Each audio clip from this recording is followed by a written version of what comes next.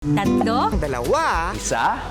Welcome 2025! Makakasabi kang mga pangyayari. Ano mga pwede nating gawin? Ang New Year's resolution, tumutok sa Knowledge Channel at matuto. Are you ready? I-level up ang literacy sa English at Filipino. Subukan niyong basahin ang salitang ito. Masa. Put them together to make a new word. Compound words. Early numeracy, check yan agad. Igugrupo namin ng tig sa 10. Tawag dyan ay grouping o pagpapangkat. Mula preschool pa lang, let the kids' creativity shine. Laro tayo ng taguan. Nasaan na kaya si Bing? Here I am, how do you do? Patlinin si teacher at parents, kasama sa matututo. Pag positive yung relationship, maganda rin ang development ng brains ng mga bata. Kailangan po magabayan po ito ng tama. Kritikal na period sa buhay ng isang tao. New Year, new learnings. Sa Knowledge Channel, your school anywhere.